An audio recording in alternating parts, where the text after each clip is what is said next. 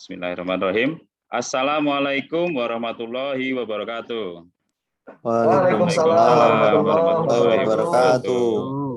Selamat sore Bapak semua, yang terhormat Bapak Dr. Sumarsono sebagai dosen pengajar kami di materi kuliah yaitu Entrepreneurship dan Business Development. Yang terhormat adalah teman-teman online 1. Izin di sini Bapak, kami akan mempresentasikan yaitu dengan judul Papi Farm Organic Vegetables. Selanjutnya kami coba perkenalkan untuk anggota dari member tim kami. Yang pertama adalah Bapak Kiki Wintarto, yang kedua adalah Bapak Koirul Kirom, yang ketiga saya sendiri Galuh Setiawan, selanjutnya Bapak Octavio, selanjutnya adalah Bapak Eriadi Sofyan, selanjutnya kemudian Bapak Sofyan Hanif. Nah, di sini kami mengambil filosofi Pak, kenapa judulnya adalah Papi Farm, bahwa yang melakukan di sini adalah Bapak. Jadi di situ filosofinya Bapak itu bahasa ngetrennya adalah papi, makanya di sini kami ambil judulnya adalah Papi Farm. Untuk konten Pak di situ adalah yang pertama introduction, terus selanjutnya adalah recent opportunity, selanjutnya adalah supply chain, entry barrier, kemudian product design, kemudian financial analysis. Oke, kita masuk ke introduction yang pertama. Hidroponik itu apa sih? Seperti itu. Jadi di sini secara garis besarnya adalah hidroponik itu digunakan atau dimulai sebagai langkah implementasi untuk hidup yang sehat atau gaya hidup sehat. Maka di sini rata-rata orang mengganti makanannya atau melengkapi makanannya itu menggunakan makanan yang berasal dari organic vegetables. Terus selanjutnya hidroponik itu secara dasarnya itu apa sih? Jadi hidroponik adalah yaitu metode penanaman yang tanpa menggunakan media tanah atau di situ nanti kita sebut dengan media air. Seperti itu secara garis besarnya. Ini kami ambil dari Wikipedia. Dari situ juga untuk kelebihan dan kekurangannya. Yang pertama adalah untuk kelebihan, yaitu terkait masalah metodenya. Di sini ada 11, di sini kami singkat saja untuk metodenya, yaitu menggunakan media tanam yang tidak menggunakan tanah, kelebihannya. Selanjutnya di sini tanamannya bisa lebih cepat karena tidak perlu pengolahan tanah, jadi langsung dimasukkan ke pot-pot. Selanjutnya di situ tidak perlu penyiraman, karena apa? Di situ langsung sistemnya itu langsung ada dengan airnya sendiri. Terus lanjut untuk ininya, disadvantage-nya atau kekurangannya. Yang pertama memang untuk modalnya itu sama yang konvensional itu lebih murah. Lebih mahal. Nah, selanjutnya di situ untuk metodenya itu relatif lebih ini ya, belum banyak yang tahu karena apa? Di situ perlu kepresisian dan perlu skill di situ. Baik, lanjut untuk metode hidroponik itu sendiri kami bagi menjadi 4 Pak. Jadi di situ yang umum. Yang pertama adalah hidroponik menggunakan sistem weak atau pasif Pak. Jadi maksudnya di sini secara garis besar adalah untuk nutrisinya itu dia berada di dalam suatu wadah saja, jadi tidak disirkulasikan. Seperti itu. Jadi tanaman khusus dia di situ. Terus selanjutnya yaitu metode DFT, yaitu Deep Flow Technique. Itu maksudnya bahwa nutrisi itu kurang lebihnya itu hampir separuh dari akarnya itu dia tenggelam di situ Pak. Dan dia posisinya itu lurus untuk model penanamannya. Terus selanjutnya yaitu model NFT. Model NFT di sini ini hampir mirip dengan DFT, tapi dia ada critical point-nya yaitu posisinya miring. Jadi NFT itu dia secara garis besarnya itu nutrisinya itu hanya kayak lapisan film saja. Nah untuk saat ini yang metode sistem NFT ini yang banyak digemari atau yang banyak diimplementasikan karena dia lebih tepat guna. Selanjutnya untuk water culture atau di situ model floating. Jadi si hidroponik plant-nya ini dia modelnya itu diapungkan seperti itu, Pak. Nah, di sini dia membutuhkan suatu wadah yang besar, cuma untuk penyerapan nutrisinya itu kurang maksimum karena tidak diaduk dan itu tidak bersirkulasi seperti itu. Oke, lanjut untuk resiko-resiko untuk bisnis hidroponik ini sendiri ya Pak ya. Ini garis besarnya ada 5. Yang pertama adalah terkait masalah listrik, elektrik, dan air. Jadi di situ untuk potensi risknya yaitu adalah ini bisa menyebabkan orang kesetrum atau short circuit seperti itu Pak. Terus yang kedua yaitu terkait water leak. Water leak itu hidroponik ini bisa airnya habis karena gara-gara instalasi pipe-nya yang bermasalah.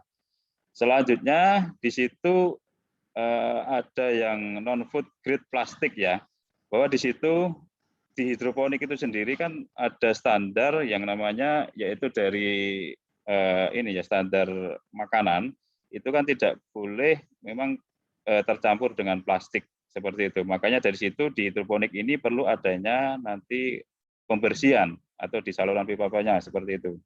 Jadi kalau itu dibiarkan nanti itu bisa berpotensi ini ya menjadi tidak bagus.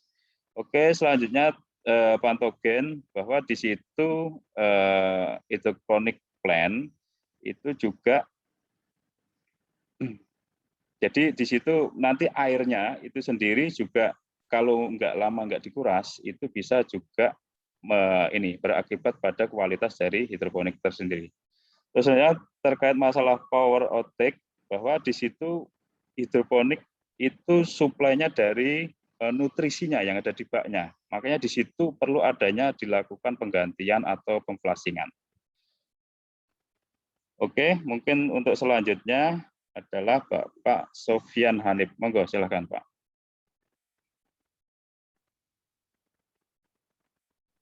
Terima kasih Pak Galuh atas kesempatannya ya.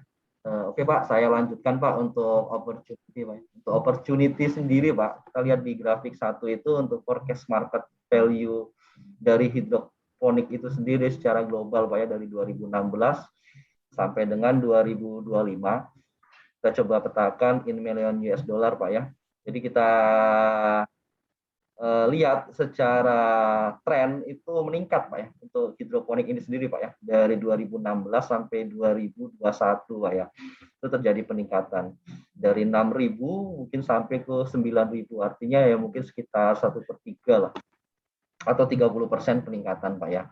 Kemudian kita coba lihat opportunity dari 2020 Pak kemungkinan market value itu sendiri Pak itu akan terjadi tren meningkat lagi Pak ya sekitar 30% as of 2025 Pak ya di angka 12.106 Pak ya in million US dollar Pak ya itu update short dari statika.com Pak ya. Kemudian untuk figur 5 sendiri dari global fresh food market by product di situ kita dapat petakan menjadi 3 Pak, ada buah-buahan dan sayur-sayuran sebesar 2,88%, kemudian daging dan poultry-nya itu sendiri ada sekitar 3,11%, kemudian untuk seafood lah, ikan dan seafood itu sekitar 3,85%. Artinya untuk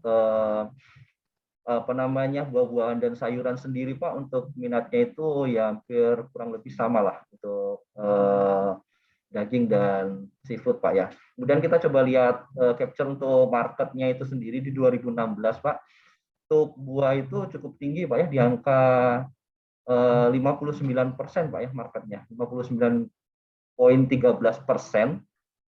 Jadi artinya secara market global untuk sayur-sayuran dan buah-buahan ini ya cukup tinggi di 2016 ya harapannya opportunity kita untuk di 2021 dan atas project ini launching kita bisa mendapat market yang jauh lebih tinggi di angka 59,13% Pak. Oke, next Pak Galuh.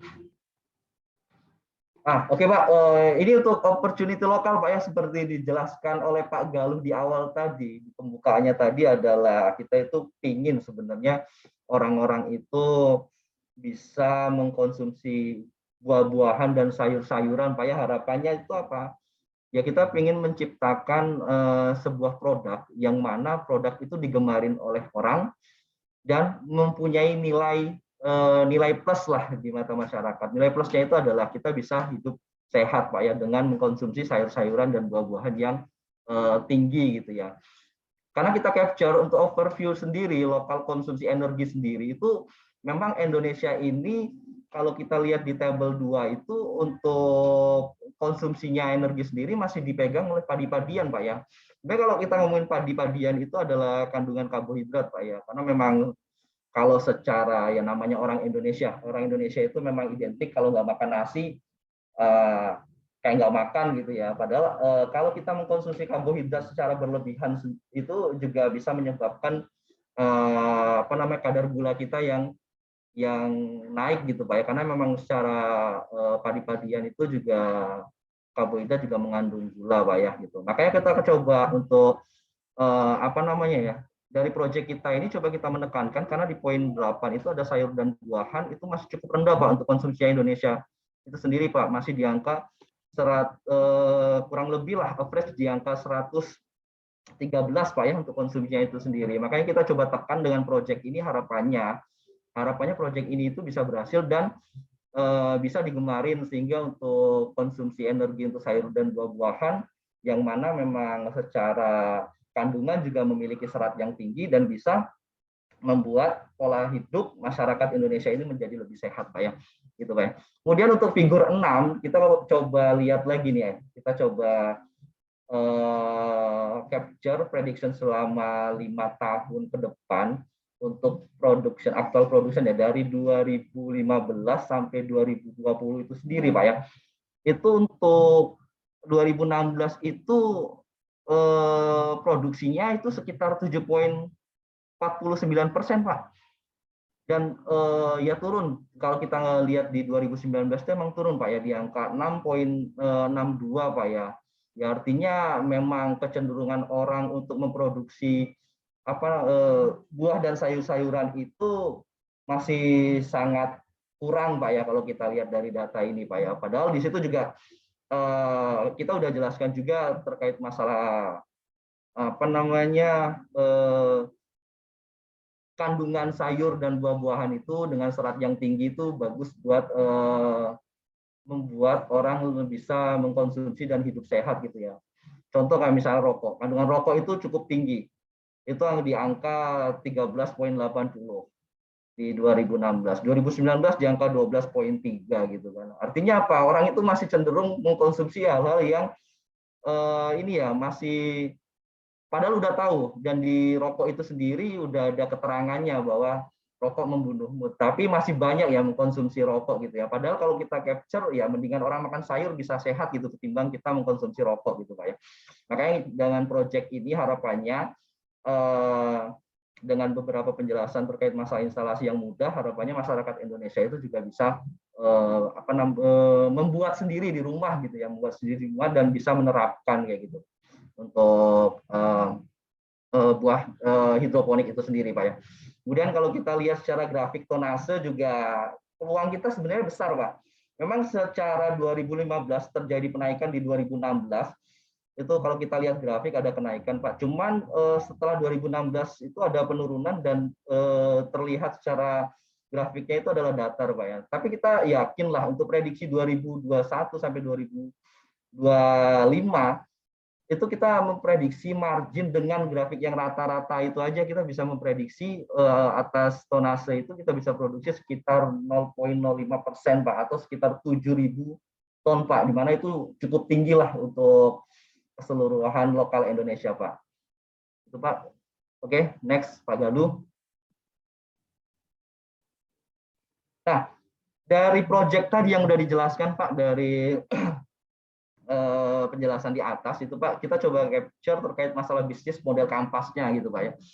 Nah, dari sini sendiri untuk model bisnis kanvasnya itu Pak, kita lihat customer segment. Customer segmentnya itu kita bagi menjadi dua, Pak ya. Ada apa namanya? Ada customer micro customer, kemudian industrial customer, Pak ya. Jadi target kita untuk micro customer-nya itu sendiri ya mungkin di rumah-rumah tangga, kemudian bisnis kecil pelanggan, bisnis kecil yang ada di rumah-rumahan gitu Pak ya. Kemudian untuk industrial customer-nya, market kita nanti coba kita ke arah restoran, kemudian supermarket dan food industry Pak ya. Industri makanan Pak ya. Kemudian kalau kita lihat dari value position-nya Pak, kita lihat dari value position-nya sendiri, nanti coba kita menyediakan produk sayuran organik secara segar dan sehat Pak ya. Ya, kemudian kita mencoba atas pilot project ini, kita coba pestisida secara gratis, kemudian berbagi bibit dan tanaman pemeliharaan untuk mendapatkan nilai value yang lebih lah, gitu Pak. Kemudian kita coba nanti tarik turis-turis untuk untuk wisata agro gitu. Kita tarik turis-turis itu, kita lihatkan gitu kan betapa cantiknya hidroponik yang udah kita konsep sedemikian rupa sehingga bisa diterapkan juga di tempat lain gitu. Kemudian kita coba menyediakan outlet lah secara langsung gitu Pak ya. Kemudian dari channel kita coba, kalau channel sekarang udah nggak heran lagi lah orang jualan di sosial media seperti apa. Kemudian kita coba tarik dari sosial media, bisa dari Facebook, bisa dari Instagram, kemudian bisa dari digital marketplace gitu, direct selling juga bisa kita lakukan gitu ya. Intinya apapun ya untuk project ini akan kita jalankan lah terkait masalah channel ini Pak. Gitu. Kemudian terkait masalah customer relationship-nya Pak, kita customer relationship-nya itu ya kita coba berikan dulu lah untuk customer kita itu harga spesial Pak ya. Kemudian kita coba develop untuk maintenance plan-nya juga. Kemudian kita berikan free delivery untuk kategori industrial market gitu.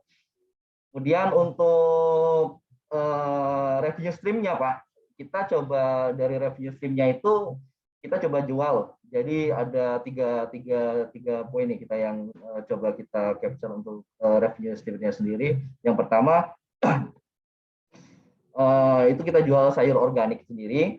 Kemudian kita coba jual kitnya Pak ya, kit tool-toolnya hidroponik itu sendiri Pak ya. Kemudian kita coba menjual memberikan pelatihan lah kayak gitu, memberikan pelatihan atas konsep yang sudah kita buat project ini Pak ya. Kemudian terkait masalah key resource-nya Pak, itu ya kita ada Kementerian Pertanian, kemudian ada ya ahli-ahli petani lah nanti petani-petani yang expert Pak ya. Kemudian untuk key activity-nya Pak, key activity-nya kita coba menyeleksi Pak ya, menyeleksi benih-benih yang unggul. Kemudian kita coba perlakukan khusus untuk treatment lah, ada treatment khusus untuk penanaman agar bisa lebih grow up lagi, bagaimana bisa sukses untuk itu kita lakukan treatment terhadap penanaman hidroponik itu sendiri. Kemudian kita berikan nutrisi-nutrisi khusus Pak. Jadi kita kasih nutrisi yang memang sudah terpercaya dan tersertifikasi Pak ya. Oke, kemudian untuk key partnernya itu ada ya petani itu sendiri, petani benihnya itu sendiri. Kemudian ya kita import benih Pak ya, importing benih. Kemudian kita coba direct pemerintahan lah, pemerintahan pertanian, kemudian ya kita sama customer itu langsung sendiri Pak ya. Nah dari sini kita coba bedah lagi untuk struktur ke cost structure-nya Pak ya. Kalau kita ngomongin strukturnya itu ada 6 poin di sini yang kita coba petakan Pak. Yang pertama ya lahannya itu sendiri Pak ya, lahan sawahnya itu sendiri, kemudian bahan instalasi NFT, kemudian biaya tenaga kerjanya, kemudian biaya operasional dan biaya distribusi dan biaya fasilitas pendukung lainnya Pak. Itu Pak Galuh. Terima kasih.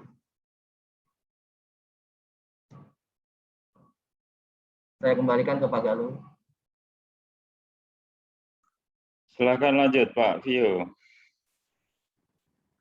Oke, terima kasih Pak Galuh, Pak Hanif. Oke, izin ini Pak ya, kita sampaikan untuk supply chain ya Pak ya, supply chain dari Papi Farm sendiri.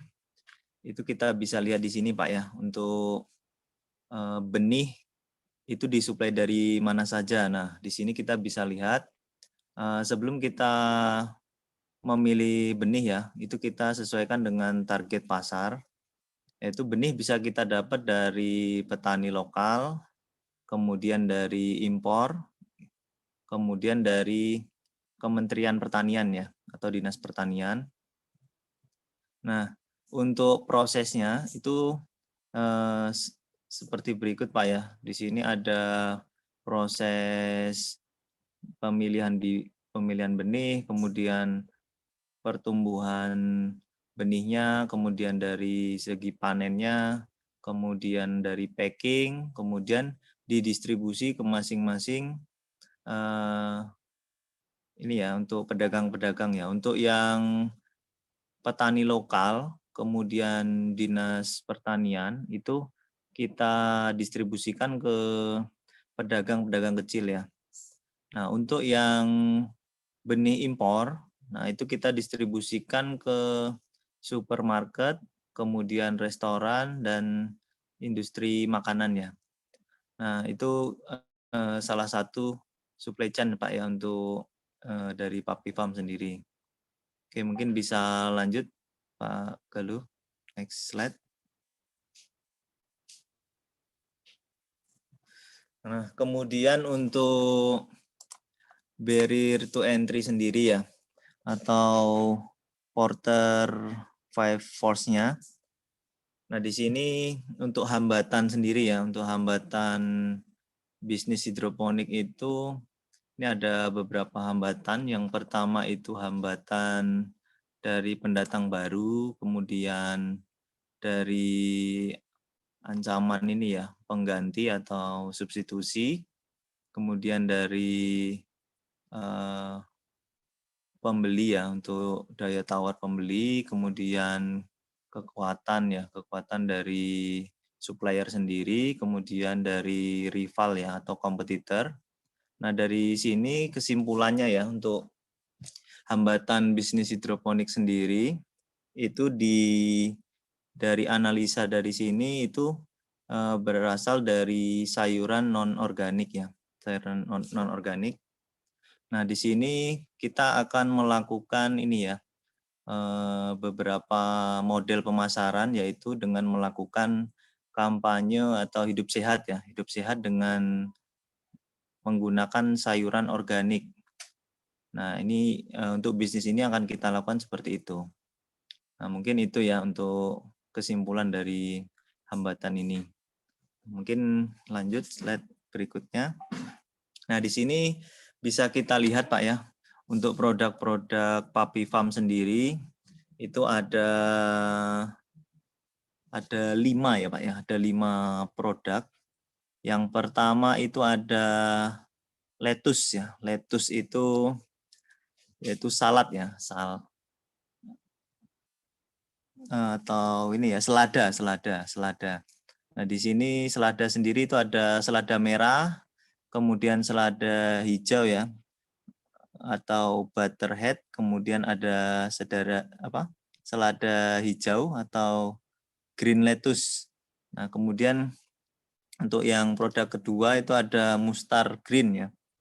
Yang biasa kita temui itu ada pakcoy, kemudian ada napa cabbage ya, atau sawi ya, sawi putih. Kemudian ada chaisin ya, ada chaisin. Kemudian produk yang ketiga itu ada spinach atau bayam. Nah, di sini ada bayam merah, kemudian ada bayam hijau, kemudian ada kangkung ya. Nah, di sini untuk yang produk berikutnya ada cabbage atau kol ya. Di sini ada kol ungu ya, atau broco flower, kemudian ada yang warna hijau juga, itu ada warna hijau broco flower ya. Kemudian yang produk berikutnya itu ada cauliflower, itu ada broco flower yaitu yang warna hijau ya. Kemudian yang warna putih juga ada ya. Nah, ini yang produk yang kita ini Pak ya, untuk yang Papifam sendiri. Mungkin itu ya Pak ya untuk produk dari Papifam, mungkin bisa dilanjut Pak Kiki ya. Baik, terima kasih Pak Fabio atas waktunya. Oke, ya, mungkin saya izin ya Bapak-Bapak ya untuk menjelaskan next slide-nya. Yang saya coba untuk jelaskan adalah farm design Pak. Di sini udah dijelaskan di awal tadi beberapa produk kita ya, oleh Pak Vio tadi adalah ada 5 produk yaitu lettuce, pakcoy, spinach atau cabbage dan apa namanya cauliflower. Nah di sini kita bagi menjadi 5 greenhouse Pak, di mana luas area kita itu ada yang kita desain adalah 110 meter dikali 46 meter, di mana setiap setiap installation-nya itu di pada ukuran 2 kali 8 meter. Nah, untuk satu installation itu ada beberapa desain, greenhouse 1 sampai greenhouse 4 itu satu instalasi itu bisa memuat 400 full. Kemudian khusus untuk greenhouse 5 yang ditanami oleh chlorophor atau nama brokoli, itu khusus kita buat 200 volt saja. Kenapa begitu? Karena dilihat dari besaran dari hasil sayurnya sendiri. Karena tidak memungkinkan untuk 1 volt dari 400, karena dia 2 kali lipat lebih besar.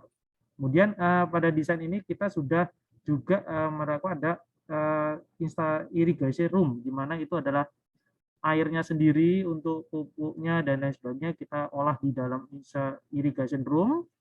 Kemudian ada sebelahnya ada farm office itu sendiri, itu untuk operator ya, untuk karyawan yang untuk melihat atau memantau dari pertumbuhan tanaman. Kemudian ada warehouse Pak.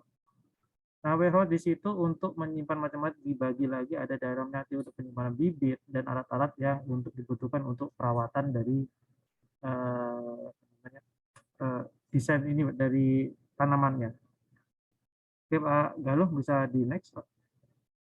Nah, yang selanjutnya saya coba contohnya ada revenue stream Pak, di mana dijelaskan oleh Pak Hanif tadi, Pak Sofyan Hanif, di mana revenue stream kita dibagi menjadi 3 Pak. Yang pertama adalah organic vegetable, itu dengan pencapaian stream yang unggulan, di mana pencapaiannya sekitar 3,5 juta Pak ya, itu penghasilannya yang bisa kita dapat. Kemudian yang kedua adalah total starter kit dan hidroponiknya, itu berkisar di antara 500 juta. Sedangkan yang ketiga adalah argoturis, yang dimana yang dijelaskan di atas tadi, itulah kita untuk mencoba untuk mendatangkan minat terhadap hidroponik itu sendiri. Itu kisarannya revenue kita adalah sekitar 728 juta Pak. Jadi inilah revenue stream yang coba kita angkat pada proyek ini Pak. Jadi ada organic vegetable, ada starter kit, dan cargo turis Pak. Bisa dilanjut Pak. Nah, ya, di sini bill of material. Di bill of material kita sendiri dari tabel 4, kita bisa lihat Pak, di sini ada cost pertama yaitu dari instalasi, di mana kita harus cost itu sendiri. Kita lihat ya, ada macam-macamnya, dan itu totalnya kita mencapai 2,8 juta Pak. Ini cost yang harus kita keluarkan pertama. Kemudian tabel 5 itu menjelaskan tentang variable cost, di mana kita ada pembelian bibit, pembelian pupuk, dan lain sebagainya, itu mencapai 7 juta. Sedangkan yang additional cost itu ada di tabel 6 Pak. Tabel 6 itu kenapa kita pisah, karena itu cukup tinggi, ada untuk pembelian net pot atau media tanamnya Pak ya. Kemudian ada water pump, itu sebanyak 22, jadi kisaran total cost-nya perkiraan dari 45.300.000 Pak. Jadi dari instalasi dari 5 greenhouse tadi, itu kita produksi kita adalah sampai 175 instalasi, di mana cost yang kita keluarkan adalah sekitar 500,8 juta Pak. Dan dia untuk penyewaan lahan sebesar tadi yang saya sebutkan di atas, itu senilai 80 juta, Pak. Itulah kos-kos yang perkiraan bill of material yang sudah kita susun dalam proyek ini, Pak. Dan bisa dilanjut, Pak. Nah, setelah bill of material di atas tadi, kita coba untuk melihat profit bisnisnya, Pak. Dari Poppy Farm ini apa? Nah, kita coba untuk recalculate atau kalkulasi atas revenue per tahunnya dari 5 greenhouse tadi. Itu jika kita lihat dari tabel-tabel ini adalah memang bermacam-macam varian, Pak ya. Ini kenapa tadi banyak model kita buat. Nah, itu ada yang masa panennya itu 30 hari, ada yang 45 hari, ada yang 90 hari, bahkan ada yang 100 hari terus brokoli, Pak. Nah, price per kilonya itu dari survei pasar tadi itu bisa kita lihat di tabel. Kemudian instalasi yang digunakan juga kita sudah lihat, bisa kita lihat dari 5 greenhouse tadi itu 175 instalasi. Kemudian proyeksi produksi kita itu bisa mencapai 624 kilo, Pak, dalam setahun. Kemudian revenue kita sekitar 530 juta dan frekuensi panen kita sekitar 85, Pak, 85 kali per tahun. Nah, kemudian untuk revenue per tahunnya kita sekitar 3,5 miliar, Pak. Itu jadi proyeksi profit bisnis yang kita angkat untuk atas proyek ini, Pak. Mungkin bisa dilanjut.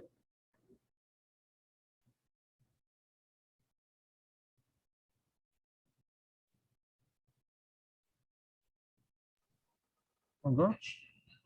Baik, Pak, saya lanjut ya. Pak Cai, ya. Saya lanjut untuk ABC analisisnya ya dari bisnis hidroponik ini ya. Jadi kita lihat lagi, kita menggunakan metode pendekatan perhitungan activity based costing ya. Di sini kan kita ada 4 tabel ya. Yang pertama tabel main cost-nya ya. Jadi main cost-nya itu kita tarik dalam 1 tahun. Ini isinya adalah bahan bakunya ya, seperti benihnya, kemudian tadi labornya atau biaya tenaga kerja, kemudian biaya listriknya. Jadi total dalam 1 tahun itu 268 juta. Kemudian kita juga hitungkan untuk activity cost-nya di tabel 5 ini, kita budgetkan ya untuk growing process. Tadi kan di supply chain kan ada growing process, harvesting, packing, kemudian ada tambahan mesin dan distribution ya. Nah, masing-masing kita budgetkan, kita kalkulasi atau kita konversi ke rupiah per jamnya ya. Jadi sekitar growing process 4.000-an, kemudian harvesting 3.000, packing 1.000, mesin 121, dan distribusi 10.000 per kilo gitu ya. Kemudian overhead cost-nya kita asumsikan bahwa overhead cost adalah 5% ya dari total main cost sama activity cost tadi ya.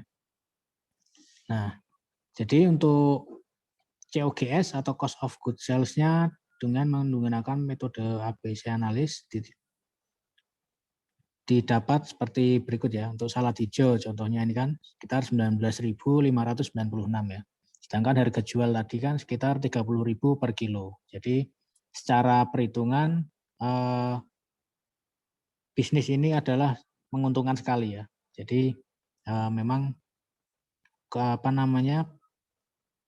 biaya produksinya itu rendah tapi dengan hasil yang tinggi gitu. Oke, next. Nah, berikut simulasi untuk cash flow selama 5 tahun ya. Jadi seperti tadi kita di awal adalah biaya instalasi awal itu sekitar 500 juta tadi ya. Jadi kita tarik depresiasi selama 5 tahun ya. Jadi sekitar mesin depresiasi adalah 109 juta, kemudian operational cost-nya 268 juta per tahun, dan sewa tanah tadi 80 juta. Nah, ini memang agak tinggi ya revenue-nya kan di 3,5. Karena emang bisnis hidroponik ini kan emang di awal aja ya, karena instalasinya itu dapat bertahan selama 5 tahun. Jadi pada saat kita install pertama emang butuh modal besar, tapi kan kita coba tarik cash flow ya selama 5 tahun, kita jadikan depresiasi selama 5 tahun. Nah, hasilnya adalah cash flow seperti gambar berikutnya ya. Jadi rata-rata keuntungan kita adalah sekitar 2,8 miliar per tahun. Next. Nah, kita juga melakukan survei ya untuk mengetahui ya kualitas atau sound of customer itu seperti apa ya. Jadi kita menggunakan metode House of Quality.